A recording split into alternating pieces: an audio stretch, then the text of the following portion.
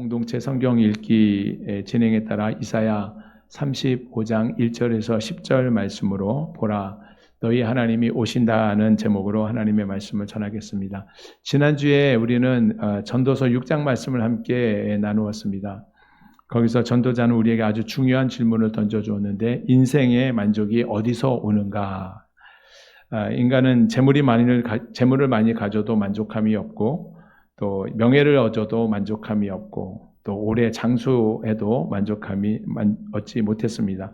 전도자는 결국 해 아래서는 참된 만족이 없고 오직 예수 그리스도 안에 있다는 진리를 우리에게 가르쳐 주었습니다. 그렇다면 인생에게 참된 만족을 주시는 예수님은 어떤 분이실까? 왜 그분만이 우리 인생, 우리 영혼을 만족하게 하실 수 있을까?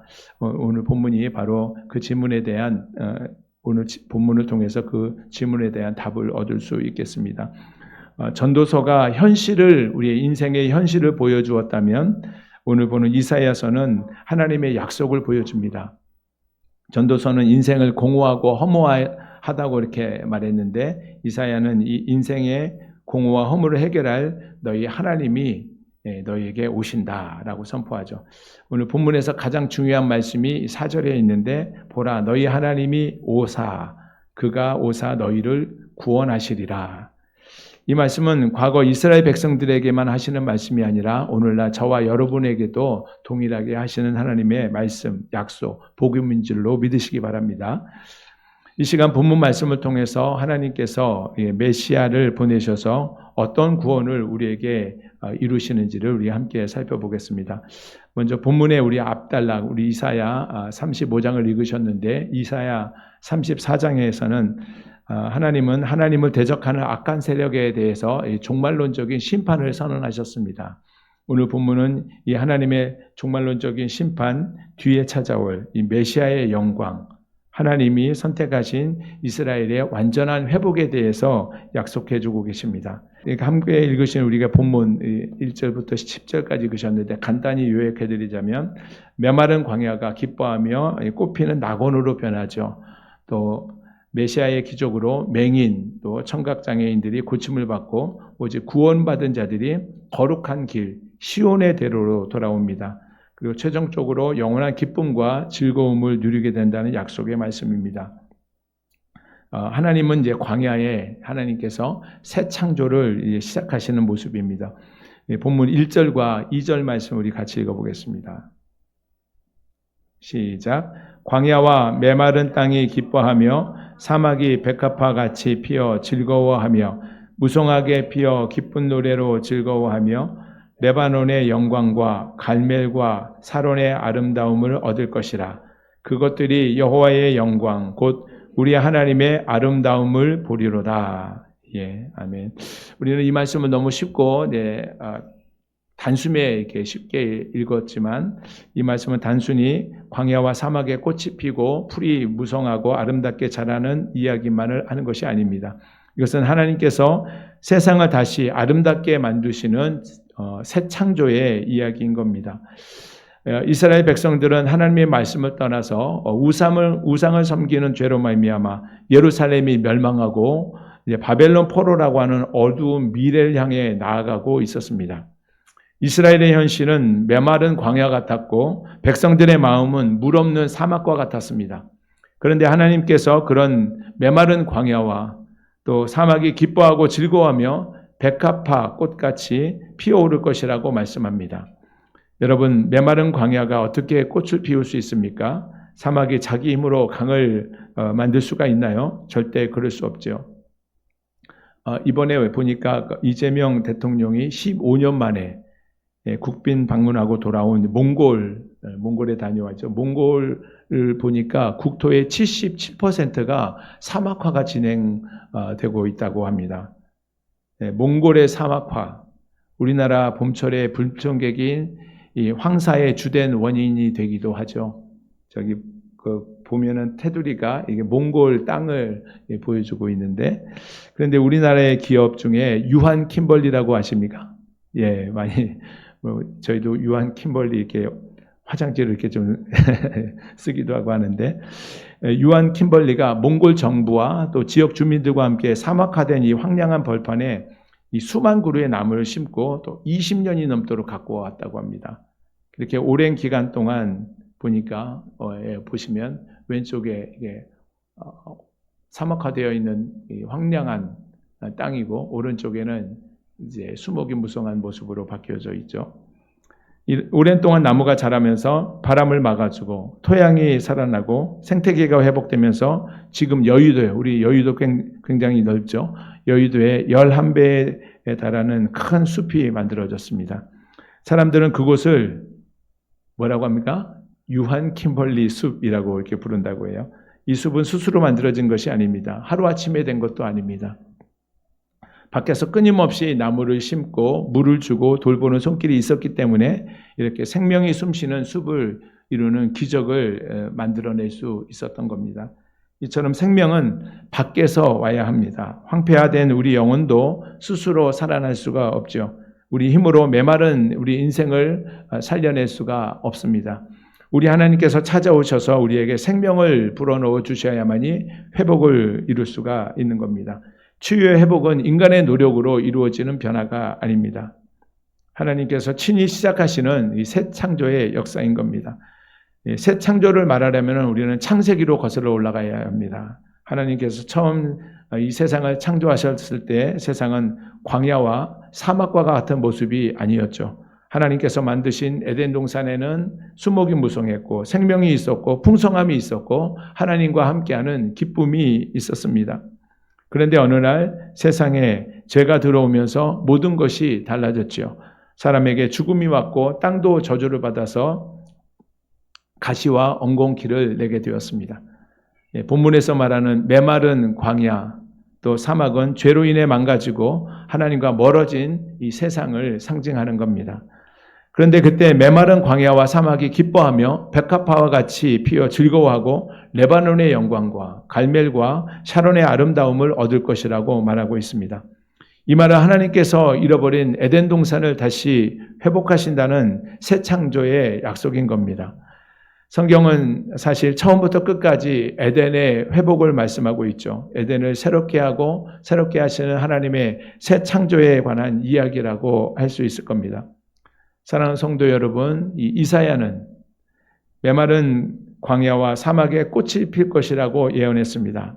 그런데 중요한 질문이 하나 있습니다. 그것이 언제 이루어지며 누구를 통하여서 이룰 것인가? 이사야는 오늘 본문 4절에서 그 대답을 우리에게 분명하게 말해줍니다. 우리 4절 말씀을 같이 보겠습니다. 겁내는 자들에게 시작. 겁내는 자들에게 이르기를 굳세어라 두려워하지 말라. 보라 너희 하나님이 오사 보복하시며 갚아주실 것이라. 하나님이 오사 너희를 구하시리라 하라. 여기서 가장 중요한 말씀은 바로 이 한마디입니다. 보라 하나님이 오신다. 하나님이 오사 너희를 구원하신다. 이사야는 하나님께서 선지자를 보낸다고 말씀하지 않으셨습니다. 천사를 보낸다고 말씀하지 않았습니다. 하나님께서 직접 오신다고 선포합니다. 오늘 본문 2절 말미에서 표현한 여호와의 영광과 곧 우리 하나님의 아름다움, 여호와의 영광과 곧 우리 하나님의 아름다움은 누구를 가리키는 걸까요? 바로 예수 그리스도, 하나님의 영광의 본체이신 성자 예수 그리스도께서 친히 오심으로 새로운 역사, 새 창조의 역사를 이루어 가신다 하시는 약속인 겁니다. 이것이 이사야 전체의 중심 메시지이고 하나님께서 자기 백성을 버려두지 아니하시고 친히 찾아오셔서 구원하신다는 것, 바로 이것이 복음이고 이 복음은 하나님께서 친히 우리 가운데 오신다는 이야기인 겁니다. 하나님께서 친히 오셨을 때 어떤 일이 일어나는가? 우리 본문 5절부터 6절 말씀 같이 읽겠습니다. 그때의 시작. 그때에 맹인의 눈이 밝을 것이며 못 듣는 사람의 귀가 열릴 것이며 그때에 저는 자는 사슴같이 뛸 것이며 말 못하는 자의 혀는 노래하리니 이는 광야에 물이 솟겠고 사막에서 시내가 흐를 것임이라. 아멘. 이 말씀은 단순히 질병이 낫고 치유받는다는 이야기가 아닙니다. 이것은 메시아 시대에 나타나는 표적들을 말해주고 있는데 죄로 인해 깨어진 이 창조 세계가 다시 회복되는 모습으로 이렇게 보여주는 겁니다. 맹인의 눈이 밝을 것이며 못 듣는 사람의 귀가 열리며 저는 자의 발이 사슴의 발같이 뛰고 말 못하는 자의 혀가 노래하는 것. 이것은 하나님의 나라가 시작될 때, 새 창조의 역사가 시작될 때, 이루어질 때 나타나는 표징들인 겁니다. 이 놀라운 일들이 이사야가 예언한 지 700년 후에, 700년이 지난 후에 이루어집니다. 마태복음에 보면 예수님이 오시기 6개월 전에 태어난 세례 요한, 회개하라, 천국에 가까워 왔느니라 선포했죠. 이 세례 요한이 예수님에게 자기의 제자들을 보내면서 예수님께 이렇게 묻습니다. 오실 그이가 당신이 오니까 우리가 다른 일을 기다리오리까. 세례 요한은 누구보다 먼저 예수님을 알아보고 예수님이 오실 때 보라 세상 죄를 지고 가는 하나님의 어린 양이로다 라고 외쳤던 사람이죠. 그리고 예수님에게 직접 세례도 베풀어 주었습니다. 세례 요한은 메시아가 오시면 강한 권능으로 로마의 정권을 무너뜨리고 악인을 심판하고 보란듯이 강력한 이스라엘 왕국을 세울 줄로 생각했습니다. 그런데 예수님은 제자들과 여러 동네에 다니시면서 하나님의 말씀을 가르치시고 전도하러 다니시는 일만 하는 겁니다. 현실은 기대와 달랐고 자기 자신은 지금 감옥에 갇혀 있습니다. 세상은 달라지지 않았습니다. 그러니 저가 오실 그 메시아가 맞는가 마음에 의문이 생기는 것은 어쩌면 당연한 일일지도 모릅니다. 사실 이런 의문은 세례 요한에게만 있는 것이 아니죠. 우리도 비슷한 의문을 가질 때가 있습니다. 주님, 저와 함께 계시는 거 맞습니까? 왜 저의 문제는 아직도 이렇게 해결되지 않고 있는 건가요? 왜 이렇게 오래 기다려야 합니까? 다른 방법을 찾아야 할까요? 마음속에 어려움을 찾아올 때가 있습니다. 세례 요한의 제자에게 예수님께서 말씀하시죠. 마태복음 11장 4절 5절에 보니까 너희가 가서 듣고 보는 것을 요한에게 알리되 맹인이 보며 못 걷는 사람이 걸으며 나병 환자가 깨끗함을 받으며 못 듣는 자가 들으며 죽은 자가 살아나며 가난한 자에게 복음이 전파된다 하라. 예수님은 이사야 35장 5절 6절 말씀을 마치 펼쳐서 보여주듯이 예수님은 일부러 이사야 예언을 그대로 인용하여 요한의 제자에게 말했습니다. 무슨 말씀인가요? 이사야가 예언했던 바로 그 하나님이 지금 바로 너희 가운데 있다. 내가 바로 그 메시아다 라고 말씀하신 겁니다. 이보다 더 분명한 선언은 없는 거죠. 여기서 예수님이 말씀하신 육적인 치유와 회복은 영적인 치유와 회복의 더 큰 구원을 보여주는 하나의 표적과 같은 겁니다. 예수님의 사역은 단순히 육적인 병을 고친 것만을 가리키지 않습니다.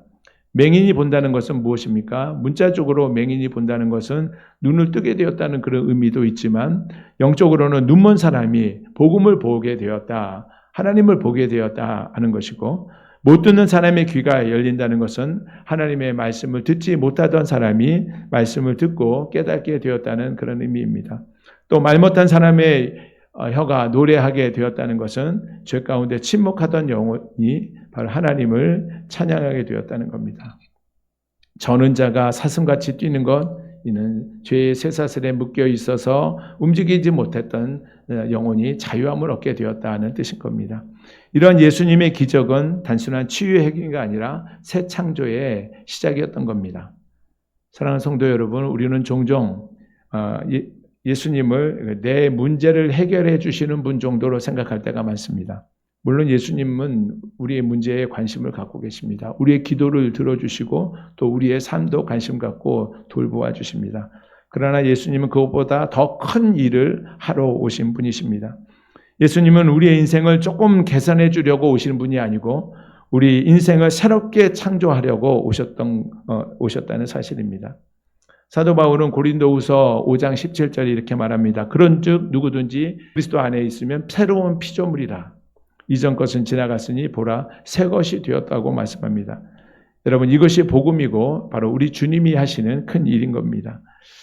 복음은 좋은 사람 되게 하는 것이 아니고 새로운 피조물, 새 사람이 되게 하는 사역입니다. 신앙은 종교 생활을 시작하는 것이 아니고 생명을 얻는 겁니다. 교회는 단순한 종교 활동을 위한 어떤 모이는 장소가 아니고 이미 시작된 하나님 나라의 공동체인 겁니다. 교회는 세상 쪽에 심겨진 하나님 나라의 전초 기지이죠. 우리가 이렇게 모여서 예배하는 것은 단순한 종교 생활, 종교 활동의 하나가 아니라 장차 완성될 하나님 나라를 이미 맛보는 자리인 겁니다. 우리가 복음을 전하는 것은 사람을 교회로 데려오는 일이 아니라 하나님 나라로 초청하는 일이 되는 겁니다. 혹시 여러분 가운데 아직도 신앙생활을 종교 생활하는 정도로 생각하는 분이 계십니까? 교회는 다니지만 예수님을 인격적으로 만나지 못한 분이 계십니까? 예배는 드리지만 아직도 세상과 짝하며 세상에서 만족을 누리고 만족을 찾고 계십니까? 기독교는 단순하게 착한 사람 만드는 종교가 아닙니다. 예수 그리스도의 복음을 통해서 새로운 생명을 얻게 하는 것입니다. 예수님은 단지 우리의 상황과 처지만을 바꾸는 분이 아니라 우리의 존재를 바꾸는 분이시다는 사실을 꼭 기억하시기 바랍니다. 그렇다면 예수님을 만난 사람들은 어떻게 살아가야 할까? 이사야는 이 본문 마지막 부분에서 그 답을 우리에게 들려줍니다. 구원받은 사람은 광야에 머무는 사람이 아니라 시온으로 가는 거룩한 길 대로를 걷는 사람들입니다. 이제 마지막 하나님 나라 백성들의 삶이 어떤 모습인지를 우리가 보겠습니다. 본문 8절 말씀을 또 같이 읽겠습니다. 시작.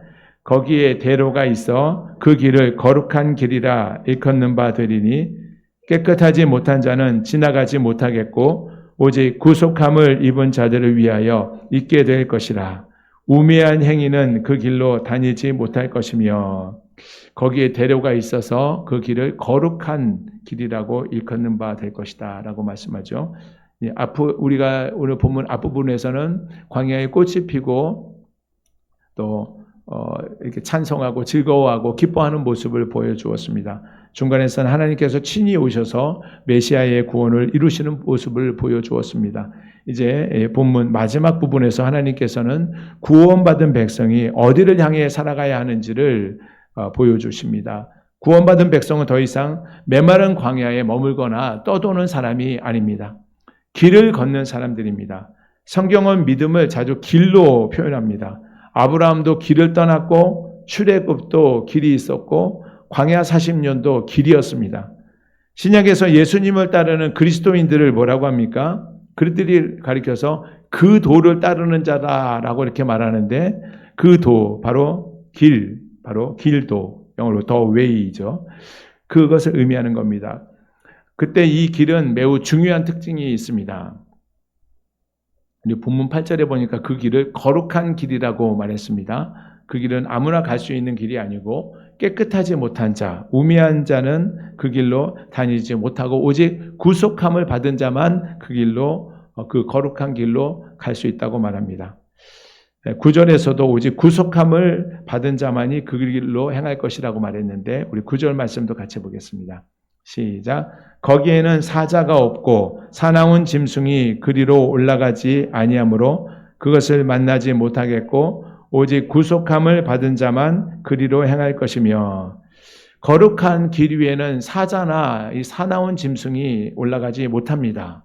사자와 이 사나운 짐승은 우리 베드로전서 5장 8절에 보면 우리를 우는 사자와 같이 삼킬 자를 찾기 위해서 두루 다니는 이 마귀를 가리키죠. 우리가 작년 11월에 1주년 기념으로 우리 가평 어디 갔었습니까? 가평 필그림 하우스 철로역정 순례길 코스를 저희 다녀왔었죠. 기억하십니까? 거기 2마리 사자 보셨던 거 기억하세요? 가물가물하시는가 보다. 그럼 자료 화면을 보여드려야 되겠네요. 예, 기억하시죠? 예, 저도 처음 봤을 때 이 2마리의 사자, 이제 저도 한 필그림 하우스 한 3-4번, 4-5번 가본 것 같은데, 보니까 이제 조형물이 아주 지금 사실적으로 무시무시합니다. 동상이 좀 아주 정교하게 만들어져서 그냥 지나가기도 움찔할 정도예요. 거기서 앞에 다가가면 이제 또 이 포효하는 이 음향 효과가 딱 나오니까 더 마음이 졸리기도 하죠. 보세요. 사자의 이빨, 그 발톱도 잘 보이십니까? 거기에 한번 걸리게 되면 죽거나 아니면 치명상을 입을 수밖에 없기 때문에 이 사자에게 절대로 틈을 줘서는 안 되죠. 그런데 이 사자 으르렁거리며 덤벼들 것 같지만은 자세히 보면 뭐가 목에 메어 있습니까? 쇠사슬이 메어져 있죠. 쇠사슬에 묶여 있기 때문에 그래서 구원받은 성도가 좌로나 우로나 치우치지 아니하고 구원의 길 가운데로 똑바로 걸어간다면 이 사자로부터 아무런 해를 받지 않을 수가 있는 겁니다. 사자는 이렇게 해서 쇠사슬에 묶여 있기 때문에 예수님이 열어놓으신 그 거룩한 길, 이 구원의 길로 올라올 수가 없어요. 마귀는 오직 구원의 대로, 시온의 대로를 벗어나 있는 사람들만 망하게 할 수가 있는 겁니다. 우리 10절 마지막 절 같이 한번 읽겠습니다. 시작. 여호와의 성량함을 받은 자들이 돌아올 때 노래하며 시온에 이르러 그들의 머리 위에 영영한 희락이 있고 기쁨과 즐거움을 얻으리니 슬픔과 탄식이 사라지리로다. 여기도 여호와의 성량함을 받은 자들이 돌아온다고 말하고 있습니다. 이 성량함을 받은 자 어떤 자들입니까? 감옥에 갇혀 있는 자가 어떤 보석금이나 아니면 그 몸값을 누가 대신 지불하고 그 지불했을 때 석방을 받는 것이 이제 성량을 받는 것이죠. 여호와의 성량을 받는 자들, 자신의 공로와 전혀 상관없이 하나님의 구속의 은혜로 하나님이 값을 다 지불하심으로 성량함을 받은 자들입니다. 우리도 하나님의 성량함을 받은 자들입니다. 하나님은 값으로 매길 수 없는 하나님의 아들 예수 그리스도의 몸값으로 우리를 성량해 주셨습니다. 우리는 하나님의 은혜가 아니면 살 수 없는 자들이었습니다. 그렇게 성량함을 받은 자들이 노래하면서 시온으로 돌아가게 되는 겁니다. 이렇게 먼저 성량함을 받은 자들에게 구원의 길, 거룩한 길이 열리고 시온으로 돌아가는 시온의 대로가 열리게 되는 겁니다. 우리가 거룩해서 구원받은 것이 아닙니다. 하나님의 은혜로 구원받았기 때문에 그 거룩한 길로 행하게 되는 것이고 거룩하게 살아갈 수 있게 되는 겁니다. 우리는 다른 종교들처럼 수양을 하거나 고행을 하면서 스스로 길을 닦는 자들이 아닙니다. 이미 닦여 있는 길을 걸어가는데 그 길을 우리가 만들지 않았죠. 길이요 진리요 생명이신 예수님께서 오셔서 그 길을 만들어 놓으신 것입니다. 예수님이 십자가와 부활로 그 길을 열어놓으셨습니다. 주님이 그 길을 가신 겁니다. 다른 길은 없죠. 예수 그리스도로 말미암지 않고는 아버지께로 올 자가 없다고 이렇게 말씀하셨습니다. 아버지께로 가는 유일한 길이 바로 예수 그리스도인 줄로 믿으시기 바랍니다. 우리는 예수님을 믿고 예수님을 따라 그 길을 걸을 때 거룩한 길 그 끝에서 시온에 이르게 될 것입니다. 본문에 나오는 시온은 문자적으로는 예루살렘 성을 가리키죠. 영적으로는 이 시대의 하나님의 교회를 의미합니다. 또 종말론적으로는 요한계시록 21장 2절에 나오는 하나님의 도성, 거룩한 성, 새 예루살렘을 가리킵니다. 이 성량함, 구원을 받은 자들이 노래하면서 시온에 이를 때의 모습이 어떻습니까? 우리 10절 말씀을 한 번만 더 읽어보겠습니다. 시작. 여호와의 성량함을 받은 자들이 돌아오되 노래하며 시온에 이르러 그들의 머리 위에 영영한 희락을 띠고 기쁨과 즐거움을 얻으리니 슬픔과 탄식이 사라지리로다. 우리가 읽으셨던 본문 이사야 35장과 또 요한계시록 21장은 신학적으로 깊은 연결성이 있습니다. 그래서 요한계시록 21장 4절을 보시면 우리 나오는데 같이 읽어볼까요? 시작. 모든 눈물을 그 눈에서 닦아주시니 다시는 사망이 없고 애통하는 것이나 곡하는 것이나 아픈 것이 다시 있지 아니하리니 처음 것들이 다 지나갔음이로라. 슬픔과 탄식이 없고 눈물과 사망이 없고 애통하고 곡하는 것, 아픈 것이 다시 있지 않는 영원한 기쁨의 상태가 요한계시록에 나와 있는 말씀과 오늘 본문 이사야 35장의 말씀의 상태가 서로 연결이 되고 있습니다. 이사야는 보라 너희 하나님이 오신다 라고 말씀했고 요한계시록은 하나님이 우리와 영원히 함께 계신다 라고 말씀하고 있습니다. 우리를 구원하시기 위해 오신 그 하나님이 우리와 영원히 함께 하신다는 말씀입니다. 성경의 마지막 책인 요한계시록 22장에는 다시 생명수의 강이 흐르고 생명나무가 있습니다. 원래 생명나무가 어디 있었습니까? 생명나무가 에덴 동산에 있었죠. 생명나무와 동산 중앙에 생명나무가 있었고 더 많은 과실이 있는 나무가 있었습니다. 그러나 범죄함으로 생명나무를 먹지 못하고 에덴 동산에서 쫓겨나게 되었습니다. 그런데 하나님의 어떤 새 창조의 사역은 바로 이 에덴 동산의 회복에 있는 겁니다. 창세기에 잃어버렸던 것이 요한계시록을 통해서 완전히 회복되는 모습을 우리가 보게 됩니다. 성경은 하나의 이야기로 연결됩니다. 창세기에서 죄로 인해 에덴 동산을 우리 인간이 잃어버렸죠. 전도서가 말하는 이 세상은, 그것을 잃어버린 세상은 만족함이 없고 공허와 탄식만이 가득할 뿐입니다. 이사야는 그런 세상 가운데 보라, 너희 하나님이 오신다. 하나님이 오셔서 너희를 구원하실 것이다. 메시아에 대한 약속을 우리에게 주셨습니다. 또 복음서에는 어떻습니까? 예수님께서 오셨습니다. 그리고 거룩한 길을 우리에게 열어주셨죠. 우리 금요일에 사도행전 강의가 다 마쳤었는데 사도행전은 21장으로 끝나지만 말씀드렸죠. 아직 쓰여지지 않은 백지로 주어지는 29장이 있어서 그 29장은 우리의 삶을 통해서 써내려가는 것이다. 바로 교회는 그 거룩한 길, 그 시온의 대로를 우리가 걷고 있는 것입니다. 그리고 요한계시록에서 마침내 새 창조의 역사가 완성이 됩니다. 이것이 바로 하나님의 구원의 역사인 겁니다.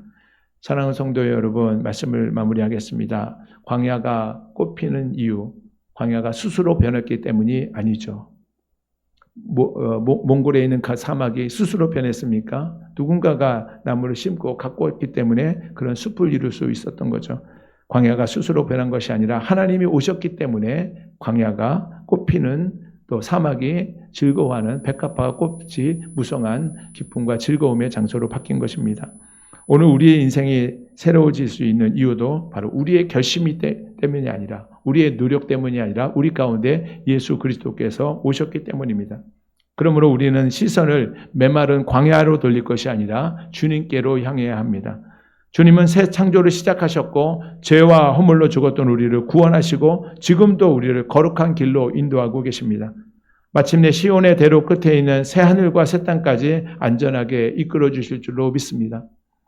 주님과 함께 그 길을 따라 걸으며 하나님께서 예비하신 새 하늘과 새 땅을 소망하며 광야 같은 현실을 바라보고 흔들리지 않고 시온의 대로를 믿음으로 똑바로 걸어가는 우리 모두가 되기를 주님의 이름으로 축원합니다.